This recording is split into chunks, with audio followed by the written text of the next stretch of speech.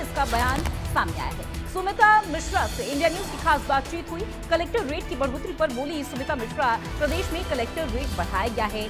नए collector rate 1 अप्रैल से लागू होगा। कलेक्टर रेट न्यूनतम दर है। स्वास्थ्य सेवाओं को लेकर बोली सुमिता मिश्रा कि लोगों को स्वास्थ्य सुविधा मिले, सीएम की यही प्राथमिकता है। सीएम ने स्वास्थ्य विभाग की समीक्षा बैठक की है। डॉक्टर की भर्ती पर सुमिता मिश्रा ने जानकारी दी कि पीजीआई रोहतक एग्जाम ले चुका है। करीब 400 से 450 नए डॉक्टर जल्द मिलेंगे। तो देखिए सुमिता मिश्रा का ये बयान यहाँ पर निकलकर सामने आया है। कलेक्टर रेट को उन्होंने लेकर बात कही है। अप्रैल से नए कलेक्टर रेट जो है वो लागू हो जाएंगे। अब जमीन की रजिस्ट्री के लिए अधिक स्टाम्प जो है वो चुकाना होगा। इस वक्त हमारे साथ बातचीत करने के लिए डिपार्टमेंट की एसीएस सुबीता मिश्रा जी हमारे साथ मौजूद हैं। मैम, कलेक्टर रेट जो है वो 1 तारीख से लागू कर रहे हैं, तो किस तरीके से अधिक जो है स्टाम्प अब चुकाना होगा जो भी नई रजिस्ट्री होगी? देखिए, ऐसा है कि कलेक्टर रेट का पर्पस ये है कि वो एक न्यूनतम दर है। आप उससे ऊपर के रेट पे रजिस्ट्री करवा सकते हैं, किसी को कोई आपत्ति नहीं है, पर उससे कम रेट में आप रजिस्ट्री अपनी ज़मीन की या प्लॉट की या घर की नहीं करा सकते। तो हर पूरे प्रदेश को हमने कई अलग अलग सेगमेंट्स में बांटा हुआ है। करीब 1,60,65,000 सेगमेंट है हरियाणा में, और हर सेगमेंट की अलग एक रेट, न्यूनतम दर हम जिसको जैसे मैंने कहा तय किया हुआ है। कलेक्टर रेट हम 1 अप्रैल से रिवाइज करने जा रहे हैं, और इसको रिवाइज करने के पीछे हमारे 2 मुख्य उद्देश्य हैं। पहली चीज़ तो जो वास्तविक रेट है और कलेक्टर रेट है, उसमें कई जगह भारी अंतर है। वास्तविक रेट अगर 4 लाख है और कलेक्टर रेट हो सकता है 1 या 1.5 लाख हो, तो ये रेट में अंतर ये सरकार को भी नुकसान देता है। और जो जेन्युइन बायर हैं, हम चाहते हैं कि जो मैक्सिमम ट्रांजैक्शन हो वो वाइट में हो, मतलब क्योंकि फिर वो जो फ़र्क है वो सिर्फ नाजायज़ एक तरह से लेन देन हम उसको कह सकते हैं। दूसरी ओर कलेक्टर रेट सही ना होने से हमारे किसानों को भी बहुत भारी नुकसान होता है, क्योंकि जब किसी प्रोजेक्ट के लिए भूमि ली जाती है, कोई राष्ट्रीय प्रोजेक्ट हो या प्रदेश का प्रोजेक्ट हो, तो कलेक्टर रेट को ही एक तरह से हम बेंचमार्क मानते हैं कि ये भूमि का दर है। अगर कलेक्टर रेट कम होगा तो फिर, और वास्तविक रेट ज़्यादा होगा तो फिर किसान को नुकसान होगा, क्योंकि उसको कलेक्टर रेट के आसपास ही एक मुआवजा प्राप्त होता है। तो इस बारी जो हम 1 अप्रैल से करने जा रहे हैं, हमने 6-7 उसके ग्रुप्स बनाए हैं, और जो अधिकांश रजिस्ट्रीज जो हमने देखी हैं पिछले 1 वर्ष में जो हुई हैं, और आगे भी वही ट्रेंड रहेगा, लगभग हमारी 68% जो ट्रांजैक्शंस हैं, रजिस्ट्रीज हैं, उसमें हम कोई वृद्धि नहीं करने जा रहे हैं। यानी कि जो 0 से 20% में पिछले वर्ष के रेंज में थी रजिस्ट्रीज कलेक्टर रेट की, उसमें कोई वृद्धि नहीं होगी कलेक्टर रेट की।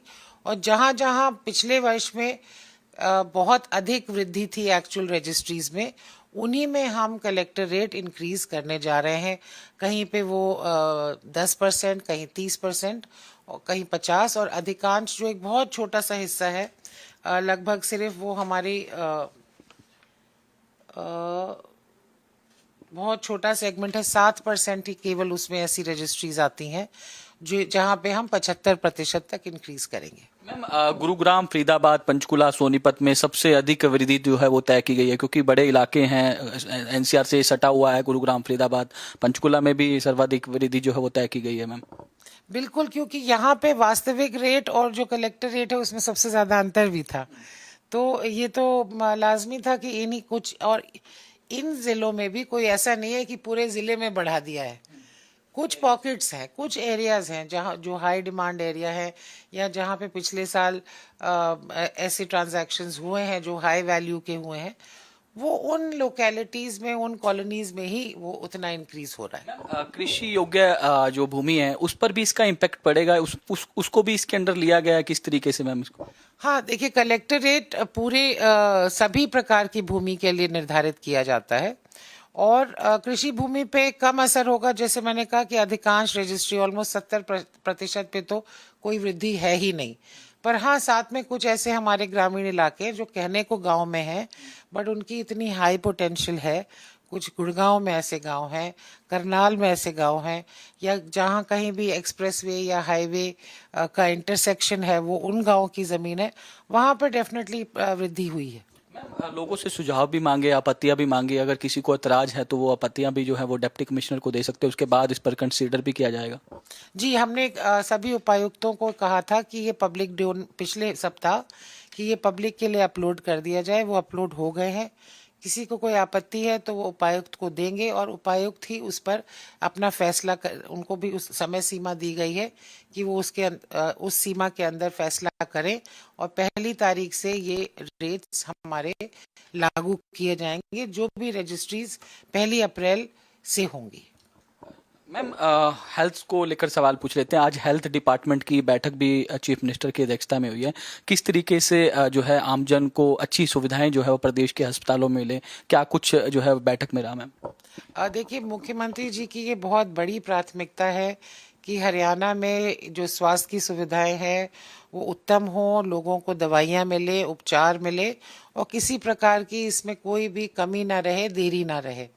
तो इन्हीं मुद्दों पे आज चर्चा थी और मुख्यमंत्री जी ने बिल्कुल स्पष्ट निर्देश दिए हैं कि पहले तो दवाइयों की हमारी स्टॉक पोजीशन भी रिव्यू की और हमारे पास अच्छी मात्रा में सारी जो हमारी एसेंशियल दवाएं हैं जो भी हैं वो उपलब्ध हैं और उस पे सीएम साहब के ये स्पष्ट निर्देश थे कि वो दवाइयाँ कोई भी डॉक्टर, कोई भी फार्मासिस्ट ये ना लिखे कि ये दवाई उपलब्ध नहीं है। वो मिलनी चाहिए लोगों को और अगर कहीं भी ऐसी कोताही पाई जाएगी तो वहाँ पे जिम्मेदारी तय करके उनके खिलाफ कार्रवाई की जाएगी। डॉक्टरों की भर्ती के अलावा और भी स्टाफ भर्ती करने को लेकर भी कोई चर्चा हुई है? क्योंकि डॉक्टरों की भर्ती को लेकर एक बड़ा मुद्दा रहता है। हालांकि जो स्वास्थ्य मंत्री वो कहती हैं कि हमने पहले से ज़्यादा डॉक्टर जो है वो भर्ती किए हैं सरकार। बिल्कुल किए हैं और अभी हमने हाल में पीजीआई रोहतक के माध्यम से जो टेस्ट करवाया था उसके भी रिजल्ट्स आ गए हैं और एक राउंड और हम भर्ती की बहुत जल्दी फाइनल करने जा रहे हैं जिसमें 400 450 और डॉक्टर हम नियुक्त करेंगे। साथ ही आपने हाल में देखा होगा कि हमने मेडिकल कॉलेजेस की तरफ से भी लगभग 750 वैकेंसीज का हमने ऐड दिया हुआ है कॉन्ट्रैक्चुअल अपॉइंटमेंट के लिए और तो हमें उम्मीद है कि वो भी हम जल्द भर पाएंगे। और कुछ ऐसे हमारे नियमों में संशोधन होने थे जो हमने पिछले सप्ताह की कैबिनेट में करवाए हैं, वो कुछ समय से पेंडिंग थे, फार्मासिस्ट वगैरह की, तो वो भी एक बहुत अहम काडर है जिसकी अब हम वैकेंसी भर पाएंगे। शुक्रिया हमसे बातचीत करने के लिए। तो ये थी हमारे साथ सुनीता मिश्रा जी, जिनका साफ तौर पर कहना है कि किस तरीके से हेल्थ डिपार्टमेंट में जो काम किया जा रहा है, आने वाले दिनों में डॉक्टरों की भर्ती जो है वो की जाएगी। वीडियो जर्नलिस्ट जतिन के साथ साहिल रुखाया, इंडिया न्यूज, चंडीगढ़। तो अगली बिग ब्रेकिंग बताने से पहले वक्त हो चुका है सुर्खियों का। प्रदेश की तमाम बड़ी हेडलाइंस देखिए। डॉक्टर ऑर्थो आयुर्वेदिक ऑयल और कैप्सूल अब